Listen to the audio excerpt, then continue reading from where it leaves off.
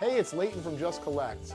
Come along with me as I show you a collection that we just purchased of only two players, Mantle and Ted Williams. Come along with me. Let's check them out. So we're going to show you each and every one of the graded cards that we bought from this collection, starting in reverse order with the Mantles. So there's the last card of his career, 1968 Topps, 1967 Topps. And stay tuned because there's some really fun issues in here, like regionals and oddballs. Let me know in the comments what's your favorite Mickey Mantle card. 1965 Topps, I like that in the follow-through. One of my favorite test issues that Topps did was the Topps stand-up issue. This is the Mickey from that set. 1964 Topps Mantle, graded by Beckett.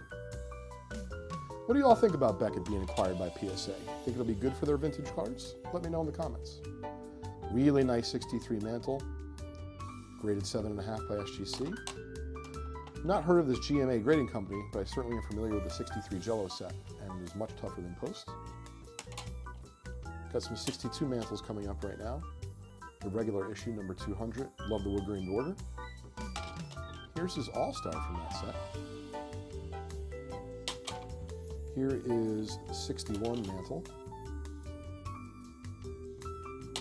along with some of the other 61s in the set, including his All-Star, which is from the high number series, and the MVP, which a lot of people like because of the red background. All right, next up is a 61 Post, and we're soon getting to the 1950s. Here's a 1960 Mantle from the high number series, the All-Star. A little bit out of order, but here's a 62 Post. 60 Topps Mickey Mantle. We actually just bought this in a collection yesterday in a PSA 6 from a gentleman who pulled out of the pack in 1960. Stay tuned for more details on that story. 59 Mantle All-Star, high number series. Here's the regular issue Mantle, very sharp, just a little bit off center left to right. This card has been very popular of late for us, even though it was triple printed, 58 Topps Mantle All-Star. Maybe it's just because of the design. Why do you think the Mantle All-Star is so popular from 58? Here's his regular issue 58 Topps card. And no, it's not the error, but I wanted to show you on the back. Here's a 57 Topps Mantle. A lot of people's favorite Mantle besides the 52 in the 50s. Here's a 56 Topps Mantle, Triple Crown year, and it's a little bit more of the difficult series, the white back. 55 Bowman, known as the TV series. Now we're getting some good stuff here. 54 Bowman in a 3 that looks really nice. Great eye appeal. All right, let me know of the next two food issues, which food issue do you like better? So first up, the classic Red Heart. Love this Mantle. Very well centered. Great eye appeal for a 4.5. The Dan-Dee is much tougher. We haven't had a Dan-Dee 54 Mantle in a couple years. There you go. Now, just a warning, there is no 52 Topps Mantle in the collection, but there is a couple good ones here, as you can see. One of my favorite Mantles from the 50s, even though it's a little bit faded. Fairly well-centered 52 Bowman. And there's only one more Mantle, but it's not his 52, so I'm sure you can guess. It's his 1951 rookie card in all his glory, graded by Beckett. All right, now I'm going to show you the Ted Williams cards from the collection that we just bought. And in this case, we are going to do them in year order. Here's Teddy Ballgame's rookie, 1939 play ball.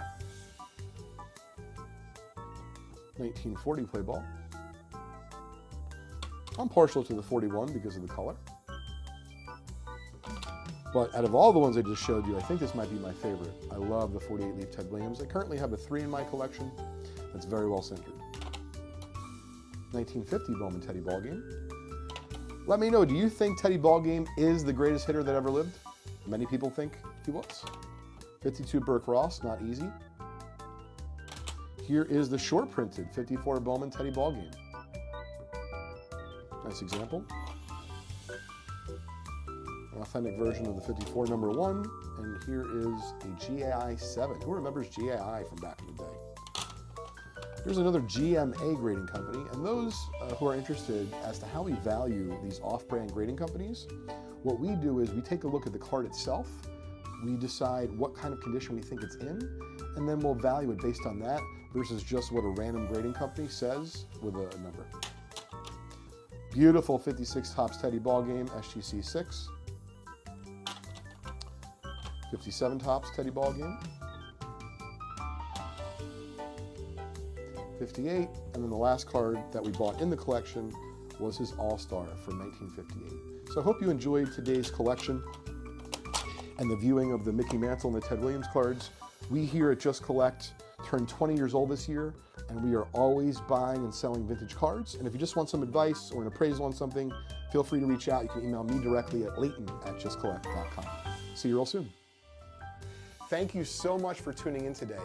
If you enjoyed today's content on vintage sports cards, make sure you subscribe to our channel so that you can see the next video we have coming out real soon.